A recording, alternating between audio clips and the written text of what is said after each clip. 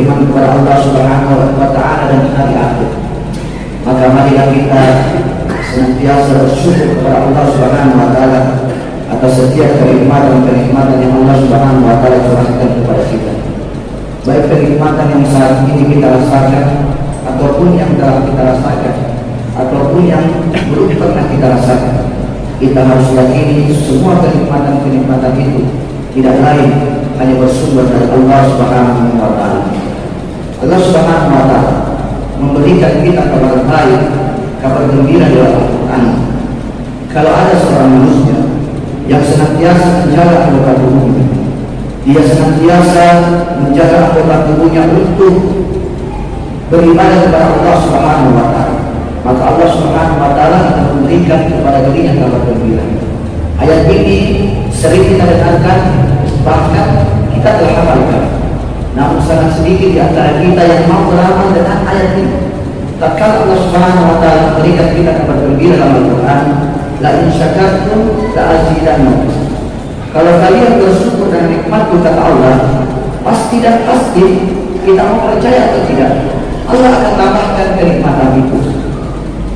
Ketika Allah Subhanahu wa Ta'ala memberikan kita nikmat mata, kita bersyukur dengan nikmat mata, kita meyakini bahwasanya di dalam hati itu adalah pemberian dari Allah Subhanahu wa Ta'ala.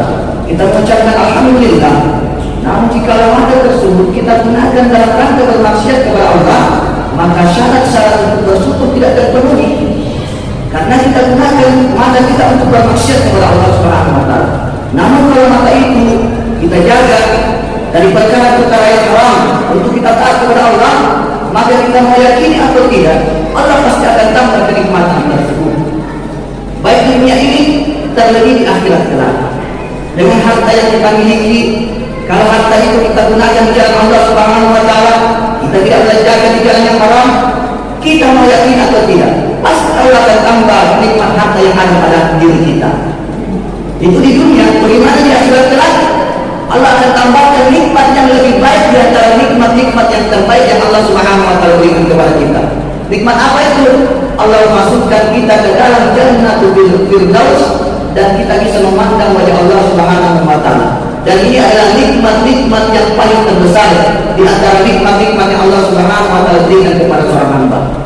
Namun jika ada seorang hamba yang senantiasa menjadikan anggota tubuhnya untuk senantiasa bermaksiat kepada Allah Subhanahu wa Ta'ala, dia tidak mau tunduk dengan peraturan-peraturan Allah Subhanahu wa Ta'ala, Allah berikan kita ultimatum, walakin kafartum, kalau kau tunduk dengan nikmat, inna adabi lasyadid, sungguh azabku itu lebih pedih.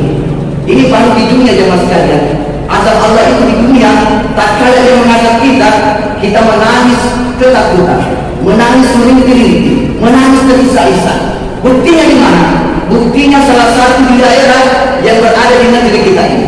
Tak kala Allah Subhanahu wa Ta'ala mengharamkan sesuatu yang dimana itu hak Allah Subhanahu wa Ta'ala, lalu mereka menghalalkan apa yang Allah haramkan dengan berdalih ini adalah budaya kami, ini adalah PAD, meningkatkan PAD, di mana saat ini kita dalam kondisi COVID-19. Mereka berdalih mencari pembenaran yang dimana Allah Subhanahu wa Ta'ala haramkan, lalu dia halalkan. Mereka berdiri, baik perempuan, para pejabatnya berdiri, tertawa, terbahak-bahak sambil menunggangi ras. Esok harinya Allah bayar kes tentang ukurannya kepada Allah Subhanahu wa Ta'ala. Allah turunkan banjir bandang, berapa puluhan manusia yang meninggal. Ini kenyataan. Dia tantang Allah Subhanahu wa Ta'ala, dibayar kes besoknya. Langsung keluar pembunuhan, mencari pembenaran. Ini akibat murni karena bencana alam.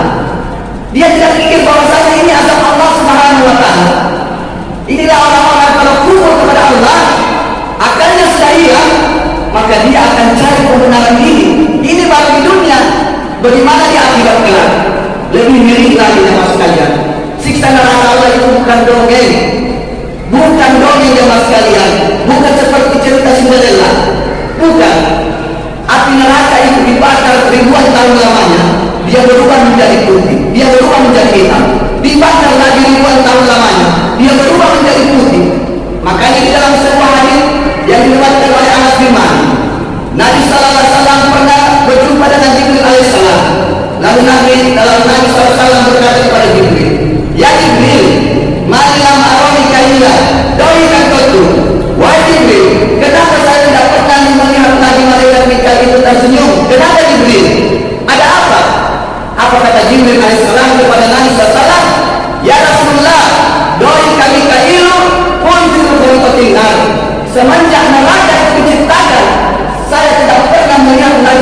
kita itu tersenyum. Begitu dahsyatnya siksa neraka. Karena siksa neraka itu jamaah sekalian, api neraka itu bahan bakarnya terbuat dari manusia dan bebatuan. Sebagaimana Allah Subhanahu wa taala berfirman, "Wattaqun nar", takutlah kalian dengan api neraka. Wa quduha an-nas wal hijarah, di mana bahan bakarnya terbuat dari manusia dan bebatuan. Semakin kita dilemparkan di dalam neraka, api itu semakin membesar. Semakin manusia diceburkan di dalam neraka, api itu semakin menggelegar. Untuk siapa? Uiddat lil kafirin, dipersembahkan untuk orang yang kufur kepada Allah Subhanahu wa taala. Ibu kita, bapak kita, orang yang paling kita cintai di dunia ini. Bahkan tatkala ada orang yang ingin mengganggu kedua orang tua kita, yang merusak martabat mereka, kita rela. Istri dan anak kita, orang yang paling kita cintai di dunia ini. Namun tatkala di akhirat kelak, kita rela menebus mereka di hadapan Allah Subhanahu wa taala. Yang penting kita bisa selamat di hadapan Allah Subhanahu wa taala. Ini kata Allah dalam Al-Qur'an, "Wa ma fil ardi jami'an tsumma yunji." Mereka rela menebus sanak familinya agar bisa selamat di depan Allah Subhanahu wa taala. Jadi jangan main-main jemaah sekalian. Hikmah Allah Subhanahu wa taala mempertemukan kita dengan bulan suci Ramadan. Apa hikmahnya? Apa tujuannya? Karena Allah tahu kita masih banyak berlumuran dengan dosa. Allah tahu hati kita masih kotor. Allah tahu dosa-dosa kita masih banyak. Sehingga Allah masih memberikan kita kesempatan untuk mengintrospeksi diri, memuasai diri, agar di bulan Ramadan ini kita kembali kepada Allah Subhanahu wa taala, sehingga kita keluar dari bulan suci Ramadan menjadi orang la'allakum tattaqun. Di bulan Ramadan ini jamaah sekalian, amalan-amalan dilipat gandakan. Namun masih ada di antara kita memandang remeh segala bentuk amalan-amalan sholat di atas muka bumi. Ibadah sholat sunnah seharusnya kita kerjakan. Kita sibuk duduk di luar masjid sambil cerita. Padahal ini kebaikan, amalan dilipat gandakan. Bahkan ada orang dia memandang remeh ibadah sholat. Di bulan suci Ramadan dia puasa namun tidak sholat fardu. Banyak seperti ini, sia-sia ibadah puasanya tidak diterima di sisi Allah Subhanahu wa taala. Dalilnya apa? Ketika Umar bin Khattab radhiyallahu anhu masuk di dalam sebuah masjid, lalu ditusuk oleh kaum musyrikin, lalu beliau sebagai imam. Riwayat ini jemaah sekalian diriwayatkan oleh Imam Ibnu Qayyim di dalam kitab As-Shalah. Umar bin Khattab berkata kepada para sahabatnya, "La islama liman taraka shalah." Kalian tidak dikatakan berislam dan beriman kepada Allah jika kalian telah meninggalkan sholat. Tidak cukup dari ini, Nabi SAW pernah bersabda, hadis ini dikeluarkan oleh Imam At-Tirmidzi dan juga Imam Abu Dawud dan juga yang lainnya. Nabi SAW pernah bersabda, "Al-hajjul ladzi bainana wa bainahum as-shalah." Perjanjian kalian dengan orang-orang di luar Islam yaitu sholat. Faman tarakaha faqad kafar. Siapa yang meninggalkan sholat dengan sengaja, maka sesungguhnya dia telah keluar dari agama Islam. Di bulan Ramadan ini jemaah sekalian, Allah memberikan keutamaan kita begitu banyak tentang perkara-perkara ibadah sholat. Sebagaimana di dalam hadis yang sering kita dengar diriwayatkan oleh muttafaqun alaih dari sahabat yang mulia Abu Hurairah radhiyallahu anhu, Nabi sallallahu alaihi wasallam bersabda, "Man qama Ramadana imanan wa ihtisaban, ghufira lahu ma taqaddama min dhanbi." Di dalam riwayat lain, riwayat Muslim, "Man qama lailatul qadar imanan wa ihtisaban, ghufira lahu ma taqaddama min dhanbi." Barang siapa yang sholat malam dan sholat Lailatul Qadar, di mana Lailatul Qadar? Karena iman dan mengharapkan pahala di sisi Allah Subhanahu wa taala, maka dosa-dosanya akan diampuni yang telah lalu. Ini para ulama menjelaskan dosa-dosa kecil bukan dosa-dosa besar. Jadi kalau ada orang mengatakan kita keluar dari bulan suci Ramadan, kita seperti kembali fitrah anak-anak kecil, itu perkara yang keliru. Bagaimana mungkin Allah mengampuni dosa-dosa kita? Dosa-dosa kita sesama tetangga, sesama orang muslim, sering kita gibah, kita jatuhkan harga dirinya, belum dihalalkan. Bagaimana mungkin jemaah sekalian? Ini harus dipikirkan baik-baik. Bahkan di bulan Ramadan ini Allah memberikan keutamaan yang begitu besar yang tidak ada di bulan-bulan lainnya. Apa itu jemaah sekalian? Di dalam sebuah hadis yang diriwayatkan oleh Imam Ahmad dan juga Imam Abu Dawud dan juga Imam Ibnu Majah dan juga Imam Al-Hakim. Hadis ini disahihkan oleh Syekh Al-Albani di dalam Sahih At-Tirmidzi.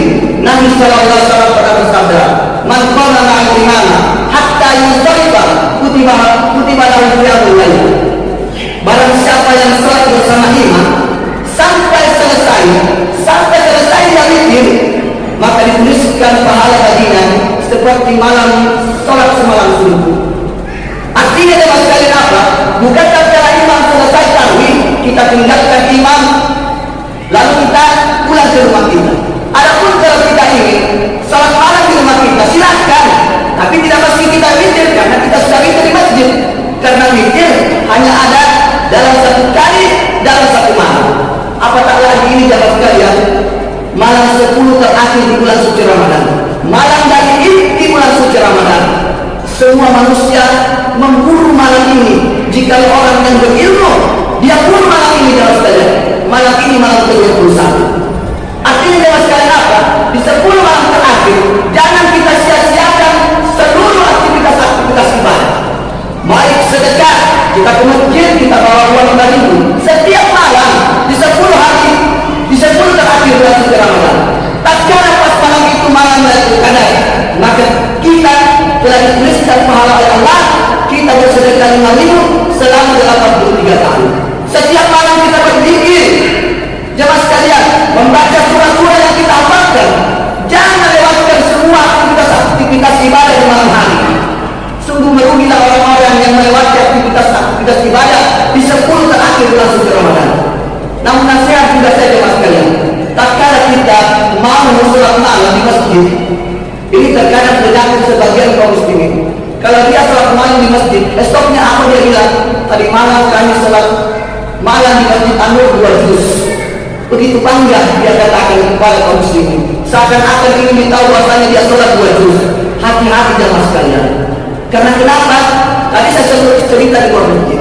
Kita sholat di awal malam ini, setelah isya sholat qiyamul lail di awal malam, hati kita itu terkadang lebih terjaga daripada kita sholat berjamaah di malam hari. Lebih terjaga jemaah sekalian. Karena terkadang tatkala di subuh hari ada saudara kita yang tidak datang, tetangga kita ke masjid sholat malam, tidak dapat lagi pahala ini. Terkadang ada timbul sifat ujub, sombong. Jemaah sekalian, hati-hati, jaga hati kita untuk beribadah kepada Allah Subhanahu wa taala. Jangan sampai kita capek beribadah, semua amal-amal kita tidak ada, sia-sia jemaah sekalian. Kita lakukan segala aktivitas di malam bulan suci Ramadan, di 10 terakhir bulan suci Ramadan. Jaga baik-baik hati kita. Memang kata Nabi SAW diriwayatkan oleh Imam Bukhari dan Imam Muslim, carilah malam Qadar di malam-malam ganjil di 10 malam terakhir. Namun di malam tersebut kita harus menjaga hati kita jemaah sekalian. Esok harinya kita menjaga hati kita, sembunyikan semua aktivitas ibadah kita. Agar kenapa? Agar bisa mendidik hati kita untuk bersabar, dan amalan-amalan kita hanya Allah yang lebih tahu. Boleh jadi orang tidak datang sholat malam, dia sholat malam di awal malam, itu ibadahnya diterima daripada kita yang sholat malam di masjid lalu besok hari kita cerita kepada teman-teman kita, tetangga kita. Jangan jemaah sekalian. Yang terakhir ialah hidupkan malam-malam di 10 malam terakhir dalam Al-Quran. Hidupkan jemaah sekalian. Hidupkan malam-malam di 10 terakhir dengan Al-Quran. Bukan karena Nabi SAW pernah bersabda, hadis ini dikeluarkan oleh Imam Muslim, Iqra'ul Quran, bacalah Quran, fa innahu ya'ti yaumil qiyamah syafi'an li ashabihi. Maka kelak dia akan datang memberikan syafaat kepada orang-orang yang senantiasa membacanya tatkala di dunia. Habiskan waktu kita di 10 malam terakhir dengan Al-Quran. Matikan HP kita, matikan HP kita. Kita banyak berinteraksi dengan Al-Quran, bermunajat kepada Allah melalui Al-Quran. Boleh jadi di malam itu Allah Subhanahu wa taala mengampuni dosa-dosa kita, memberikan taufik kepada kita. Kita banyak berdoa di malam itu jemaah sekalian. Kita doakan kedua orang tua kita agar di bulan Ramadan akan datang kita diperjumpakan lagi dengan kedua orang tua kita. Kita berdoa agar di bulan Ramadan akan datang kita masih diperjumpakan dengan istri dan anak-anak kita serta keluarga besar kita jemaah sekalian. Banyak-banyak berdoa, banyak kita berdoa kepada Allah Subhanahu wa taala. Karena boleh jadi pada malam itu kita berdoa kepada Allah, doa itu langsung dijawab oleh Allah Subhanahu wa taala. Sebagaimana Nabi SAW pernah bersabda, Allah Subhanahu wa taala berfirman, turun di sepertiga malam dan berfirman, barang siapa yang berdoa meminta kepadaku, pasti aku akan kabulkan permintaannya. Barang siapa yang mohon ampun kepadaku, maka akan ampuni apa yang dosa-dosanya. Dan barang siapa yang berdoa